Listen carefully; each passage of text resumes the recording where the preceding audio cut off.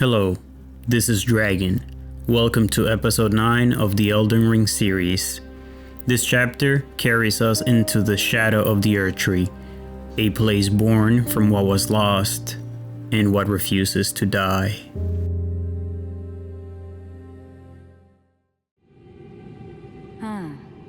Were you guided here by kindly Miquella? I am Leda. And like you, I was guided by faith along his honorable path. Touch the withered arm, and you too will be transported to the realm of shadow where Miquella the Kind now dwells. My compatriots are there already. Like us, they have heard kindly Miquella's call. If you can find them, they are certain to lend you aid.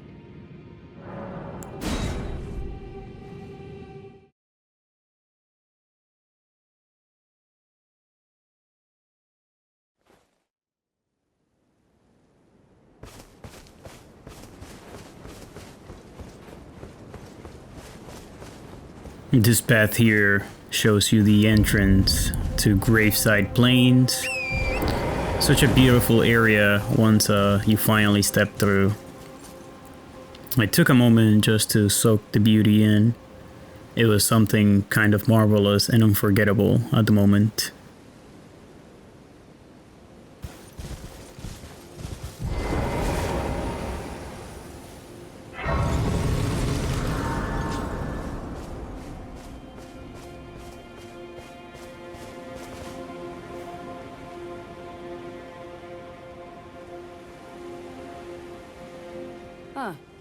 Lady Leda spoke of you. You're that tarnished. Guided here by kindly Miquella. Won't we all? I am Freya. I once fought alongside General Radahn. In battle, you can be sure I'll hold my own.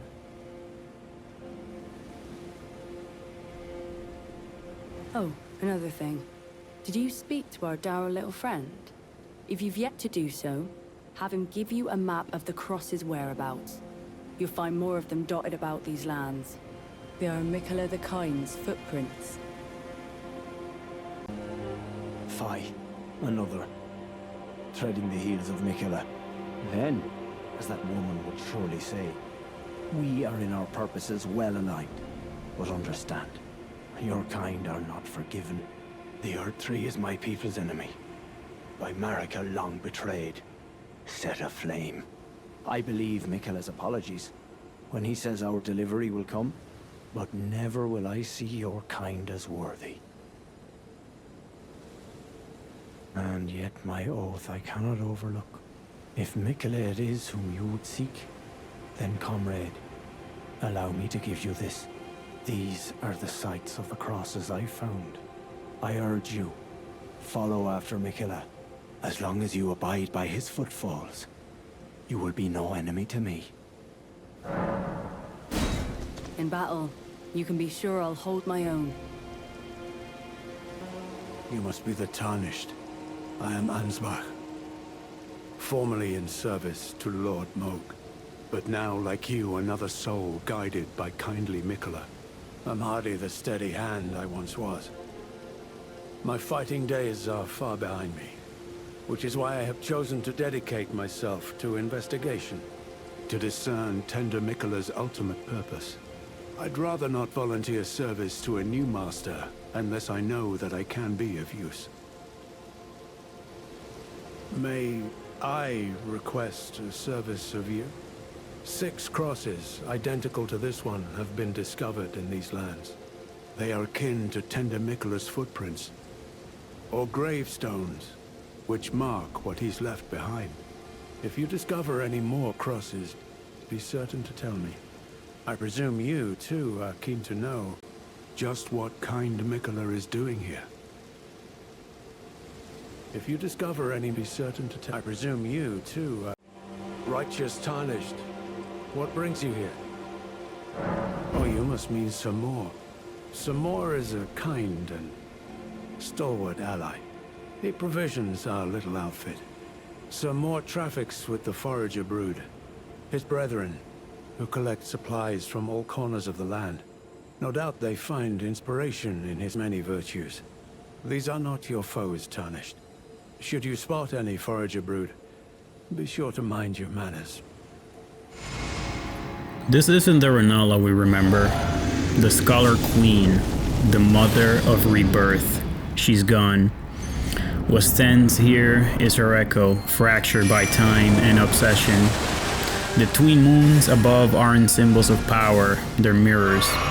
Two halves of a broken mind, circling in the same grief. You can feel it in the way she moves, precise, graceful, but detached. Every spell, every flare of light feels rehearsed, like she's performing a ritual she no longer understands. This isn't rage. It's memory trying to stay alive. She's not fighting to win. She's fighting to prove she still exists, that her purpose hasn't completely vanished with the old world. And when it's over, it doesn't feel like conquest. It feels like silence.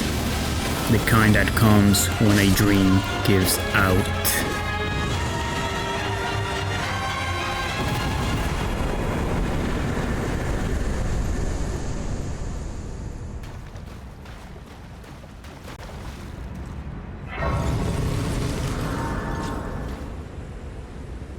Hello again.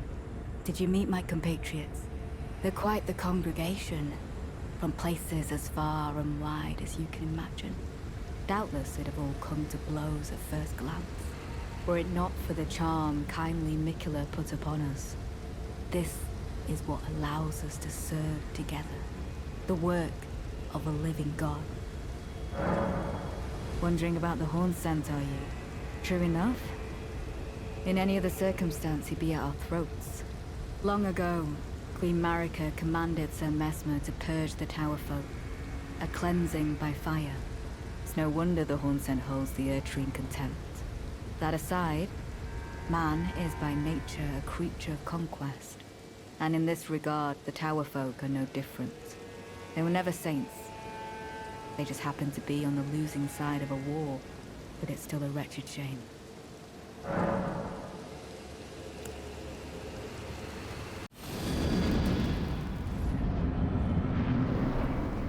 The golden hippopotamus, one of the strangest beings born from the Erdtree's shadow.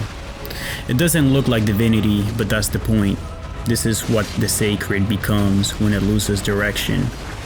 Instinct without order, faith without thought. The Erdtree covered everything in gold, called it purity, called it grace, but gold doesn't cleanse. It preserves decay. It traps life in a false shine. Look at this thing. It moves like the weight of creation itself. Beautiful, heavy, and brutal.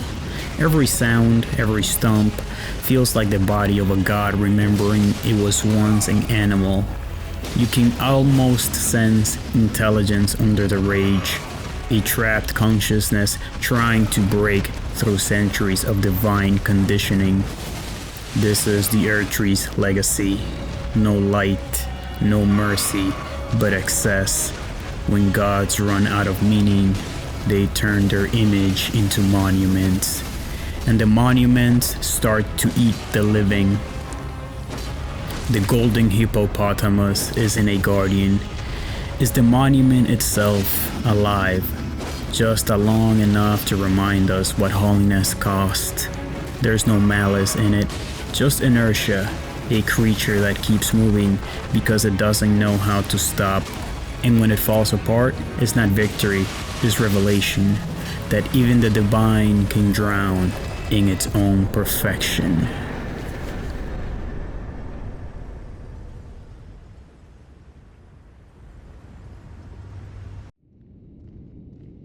Righteous Tarnished. It's been some time. There was one thought I could not dislodge from my mind. So, here I am, quite unable to move on. After Lord Moke's slaying at his dynastic palace, it appears his body has been absconded with and taken straight to kind Miquella. Surely you recall that I once served Lord Moke as a pureblood knight, after failing him in every regard. and losing sight of my vows. I'd do anything to make amends, in whatever meager way I can. What could they possibly have in mind for Lord Moog's remains? The implications are rather unnerving.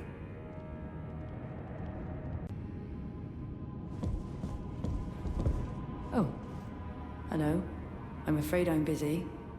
Curse upon my lack of foresight.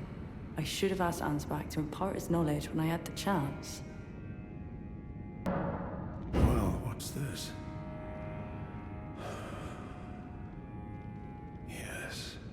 Yes, I should have known.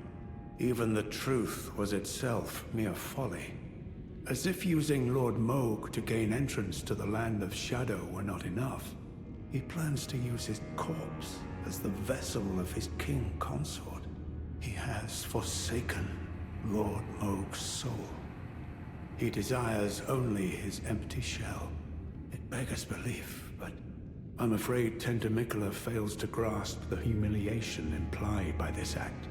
One thing is certain. My dear lord deserved better. Righteous Tarnished, you have given me the answers I needed, but I can hardly fathom it. Such folly. Unto the end. I am a warrior, but I've aged. I cannot afford to act hastily. Curse it all. I know my limits.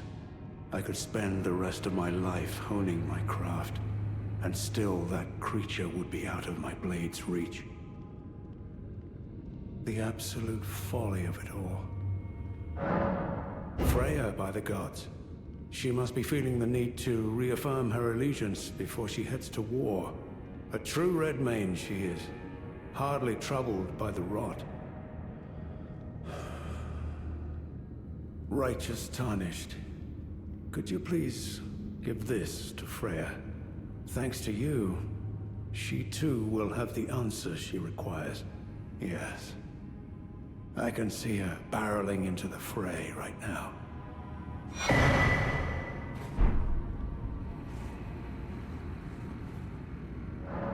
From Sir Ansbach? To me? What on earth could it... Oh. Yes. Of course. I see. As the Festival of War concluded, General Radahn's soul met an honorable end, but kindly Mikula wishes to revive it, which is fine by me. I know it would pain old Jeren, but war has always suited General Radahn best, and certainly far more than any honorable death. Endless war to invigorate the soul, as befits General Radahn, the Great Lion. Thank you. Now I finally cast off my misgivings. Give my regards to Honorable Ansbach. Tell him, if we should meet in battle, to face your bow would be fine enough, but to face your blade would be an honor. All that remains is the fight, for our kind Mikula. All that remains is... Oh, hello there. Are you the Tarnished? Lady Leda spoke of you. Another Tarnished. Guided here by Mikula the Kind. My name is Tiolier. I too am Tarnished, and here on kindly Mikula's account. Oh, are you not affected? Even with the spell broken? I'm feeling rather lost. Haunted by memories of St. Trina. Her visage, her scent, the lure of velvety sleep. Would kindly Mikula chasten me for falling for St. Trina, while knowing that she was the discarded half? The problem is, I simply cannot help it. I would sacrifice everything just to gaze upon her one last time.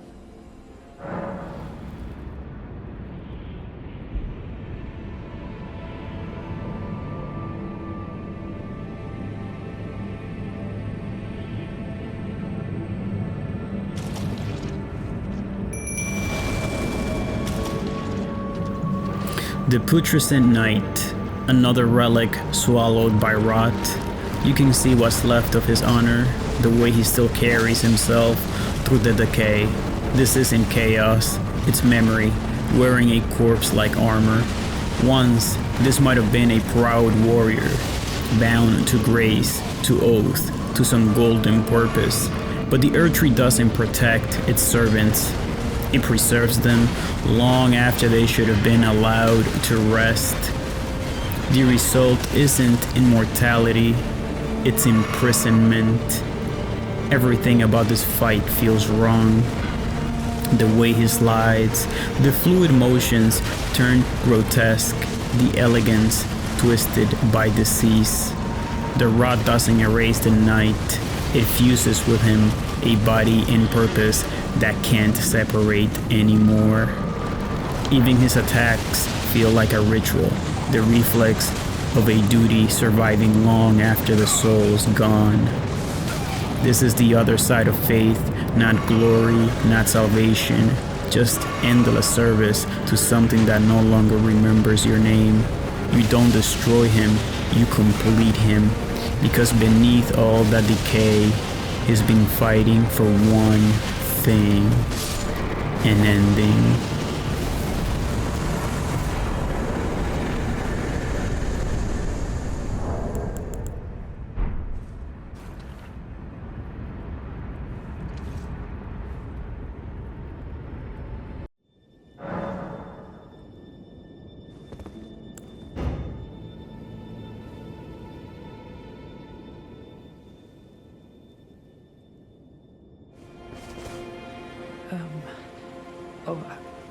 I had something I wish to tell you. I'm heading south. I've recalled something that Sir Moore said. He discovered deep purple water lilies blooming on the southern shore. That must be where St. Trina was left to wither away. Then you too must have paid a visit to St. Trina's garden of deepest purple. I'm drifting off in the sea of her poison. Soon I will hear her voice. Let me be. I won't be long. Oh, I almost forgot. You mustn't follow my example. St. Trina's poison would plunge you into an eternal slumber. It must be me. And only me. I am gone, adrift in sleep, so that I may hear St. Trina's lost voice. Let me be. I won't be long.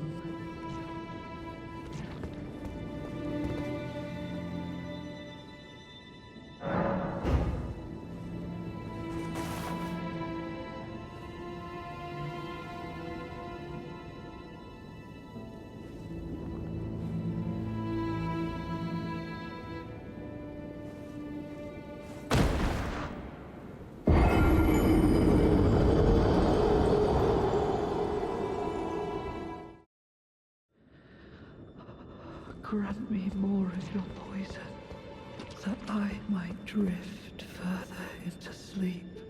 Perhaps then you'll grace me with your voice. Please, leave me alone.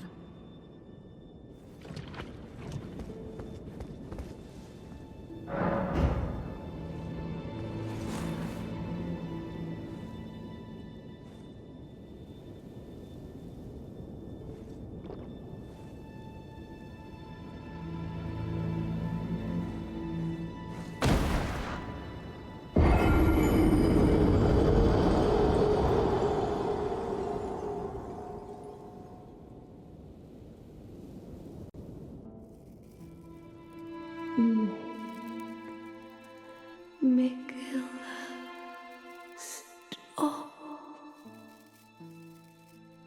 Don't turn the poor thing into a god.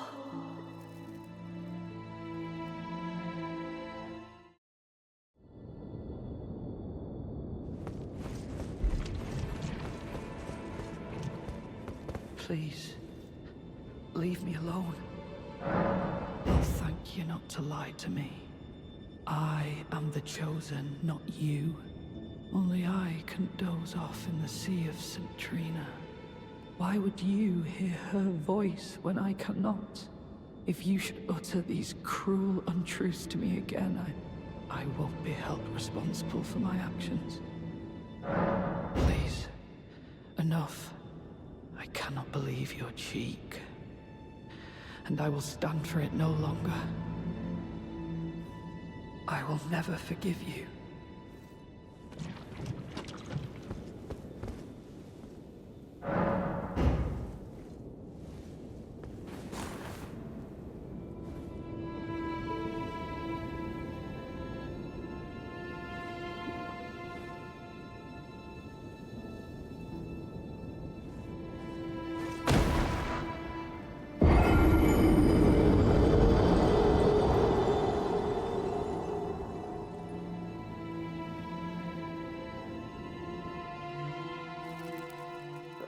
It would be Mikkela's prison.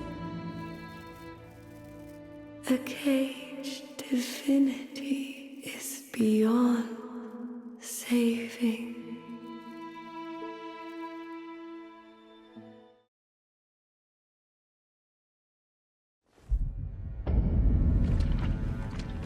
I will never forgive you. For your trespass, you will know my poison.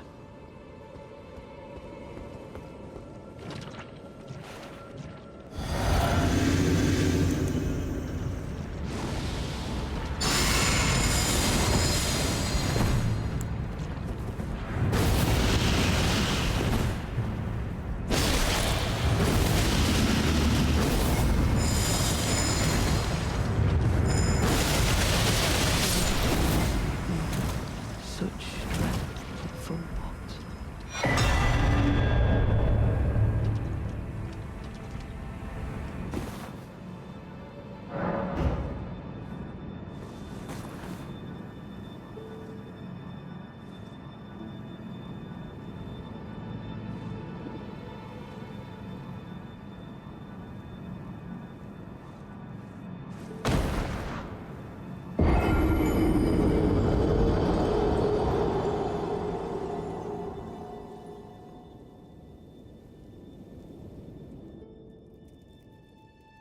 You must kill Mikkela.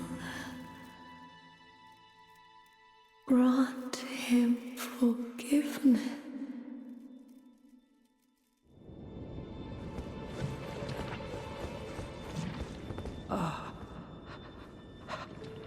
You. I was no good to anyone. Beginning to end. Weak as a kitten, and thick as two planks. I suppose dying in disgrace is fitting, in a way. Tell me, please, assuming you spoke the truth back then. What did St. Trina tell you? You are a wretched, wretched soul. A nightmare come to plague me. Such a thing couldn't possibly be. Could it? St. Trina, please let me hear your voice in my everlasting slumber.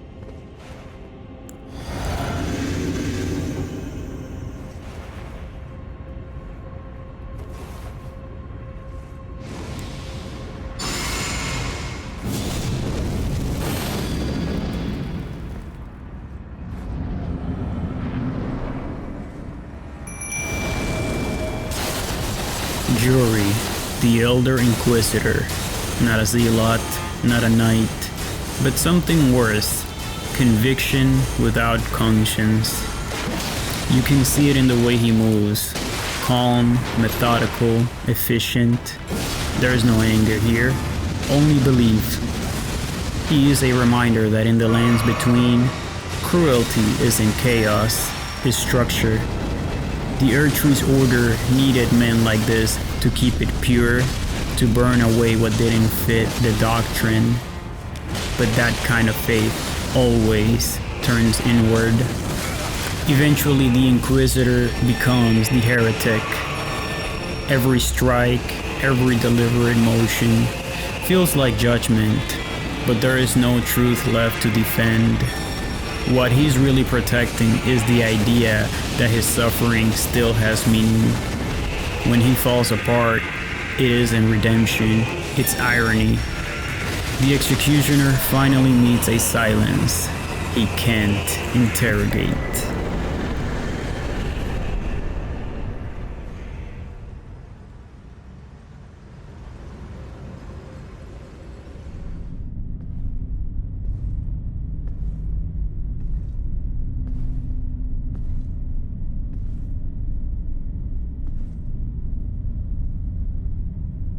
Mongrel intruder.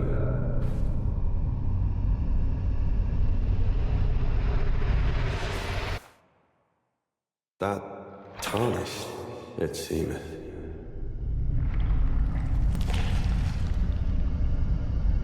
Mother, wouldst thou truly lordship sanction in one so bereft of light?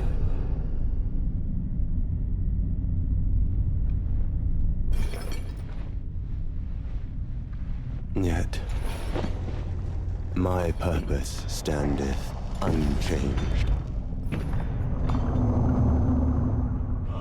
Those stripped of the grace of gold shall all meet death.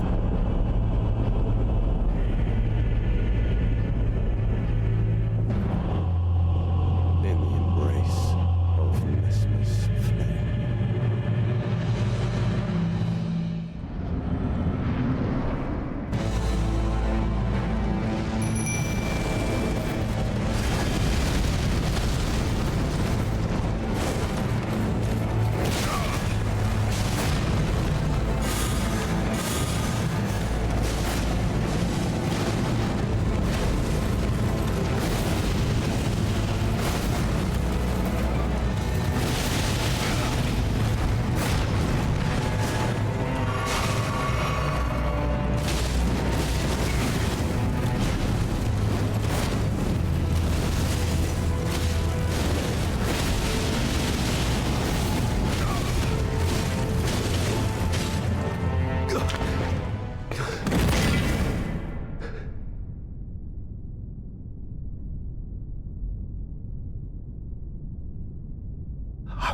Not suffer.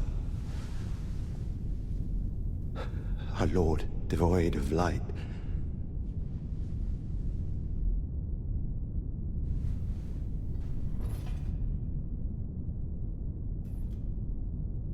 No, Mother, forgive me.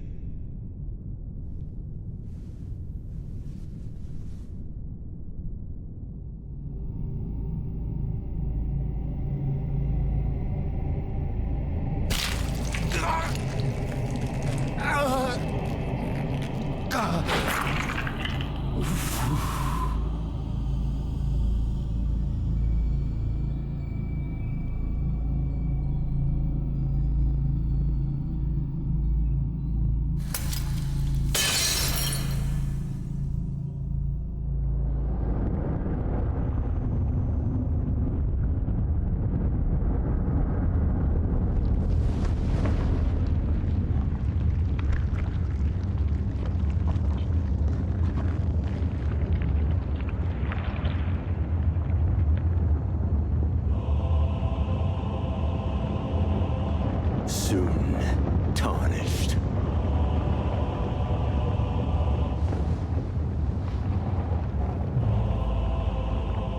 Wilt thou be taken in the jaws of the abyssal serpent, shorn of light.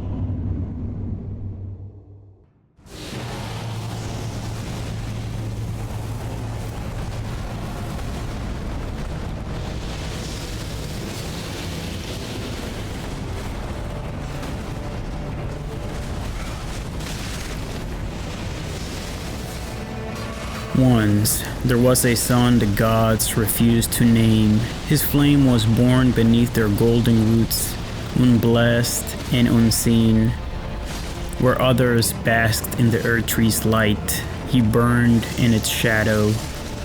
Faith smothered, purpose left to rot beneath doctrine. When the serpent found him, it did not tempt him, he welcomed it. In its coil, he saw the truth unvarnished, that divinity is but hunger wrapped in gold, and the sacred will devour its own to stay pure. Thus was born the night of flame in flesh, neither God nor man, but the bridge between rejection and ruin. Each strike is a sermon, each motion an old prayer turned upon its maker.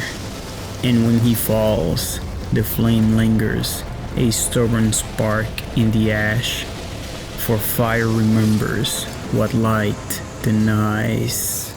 Nurka, a curse upon thee.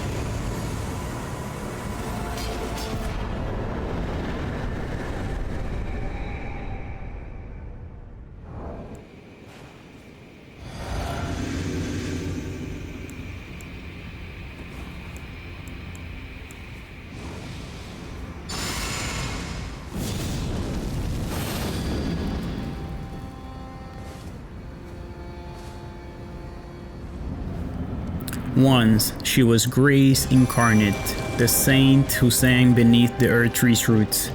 Her prayer were gentle things, meant to soothe the soil and honor the bloom. But the tree does not grant mercy, it only feeds. And so her faith took root in corruption. Each supplication insert not with light, but with spores. From the gold of devotion came the pink of decay. A beauty too pure to live, too pure to die.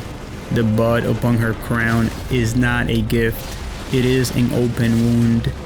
A bloom that drinks her mind, petal by petal, in endless reverence. Her movements are a ritual, elegant and despairing. The memory of worship hollowed into reflex. The rot does not consume her, it completes her. For in this world, sanctity and filth are twins, and all things holy must one day return to the soil. She fights not to win, but to endure, a saint who cannot stop kneeling, even as the world forgets her hymn. And when she falls, she does not die, she simply blossoms, the final miracle of faith that mistook decay for grace.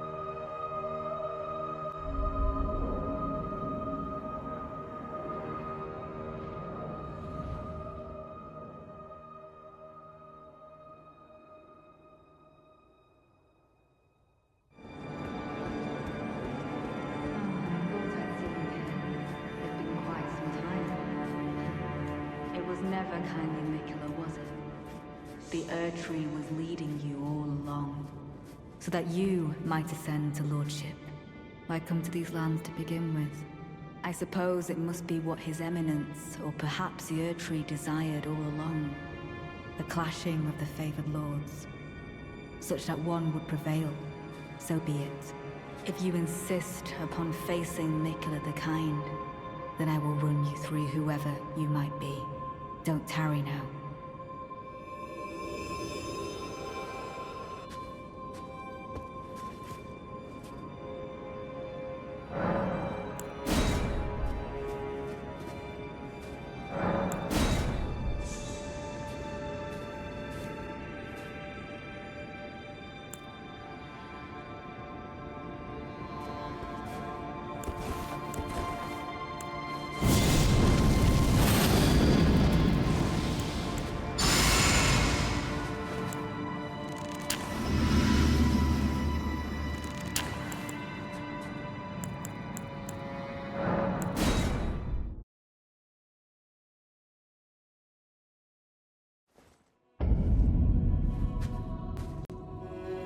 Don't you dare approach Mikula the Kind. Needle Knight's Leader, Dryleaf Dane, and our allies will never allow this. I am the Red Mane Freya. Time has come. I cannot hope for a worthy foe. This is our moment. Let's make it something to remember.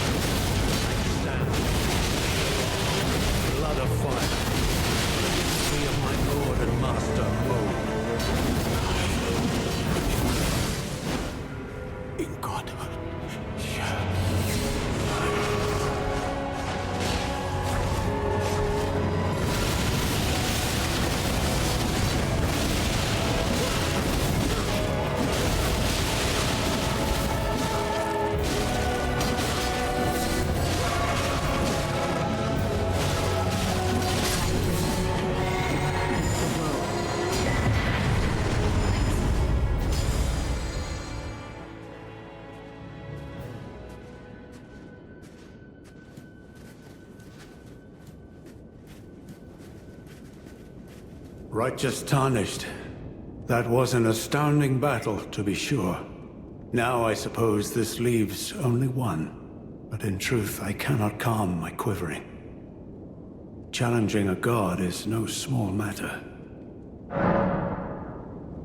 I'm afraid I underestimated the lad. Appearing frail in both body and mind, I presumed he'd be like to stumble upon the field of battle. What a fool I was. He serves another master, but Satyolier performed magnificently. Perhaps he too quivers with anticipation, as do we. Oh. Something you want to get off your chest? Well, you needn't worry. It was you, wasn't it? Who defeated Lord Moog. Fear not. I bear no grudge against you. His Eminence was felled in an honorable duel. And such are the risks of seeking lordship. Besides, what right have I to complain? I blame the enchantment more than anything. Righteous Tarnished, we will have our victory. I swear upon my blood.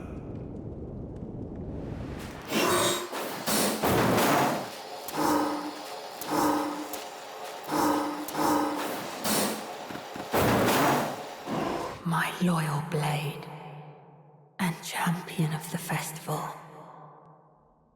Both your deeds will ever be praised in song. Now, the vow will be honored, and my lord brother's soul will return, so that he may be my consort.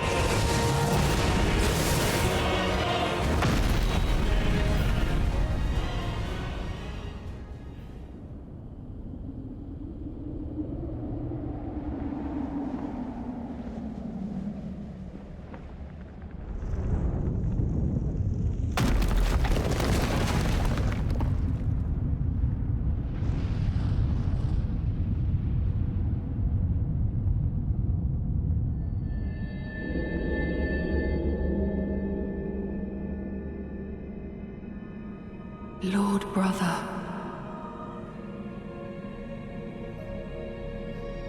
at long last you are returned.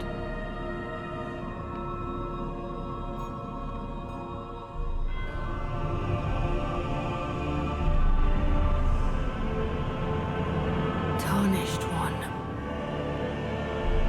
aspiring lord of the old order, if you have known sin, if you grieve for this world, then yield the path forward to us.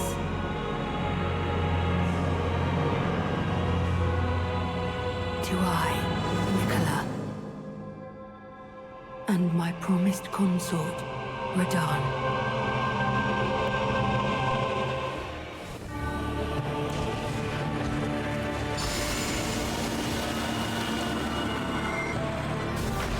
Once, he was the Red Lion of the stars, a demigod who danced with gravity to keep the heavens from falling. But the stars he once commanded now turn against him, drawn by the flame he chose to serve. The title consort is no honor, it is surrender. Mesmer's flame, Marika's silence, the Erdtree's rot, all meet here, within the shell of the great general who would not die. The man who once carried the firmament upon his back now burns beneath it. His armor creaks like the old scripture, his blade sings a hymn of defiance. Yet every strike feels slower, not from weakness, but memory. He is still fighting for the world that betrayed him, still holding the line between the divine and what devoured it. And when he falls, it is not defeat. It is release. The stars will wander again, and the last lion of the cosmos will finally rest, no longer bound by God's flame or grace, only by the weight of all he carried.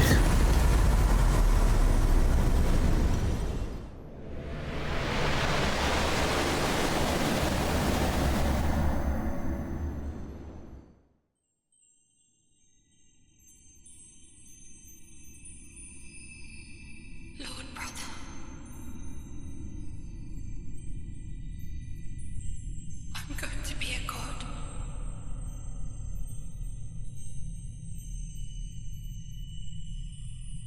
If we honor our part of the vow,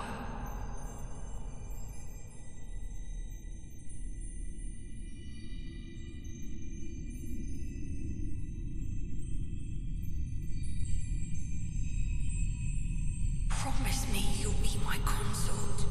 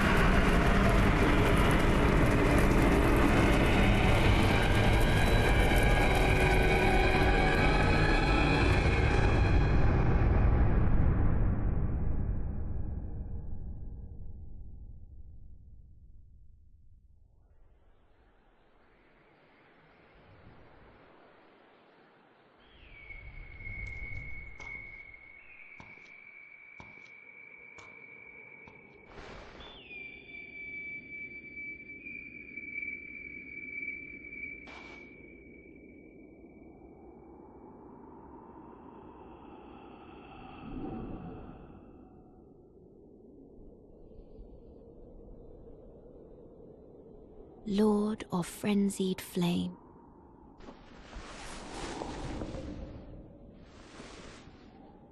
I will seek you as far as you may travel.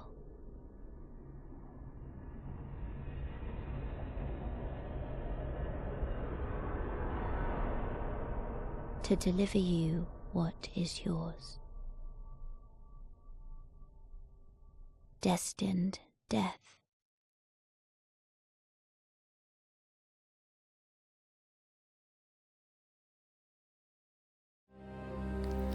And that marks the end of our long journey through Elden Ring. From grace to ruin, from silence to flame, every battle, every echo has led here.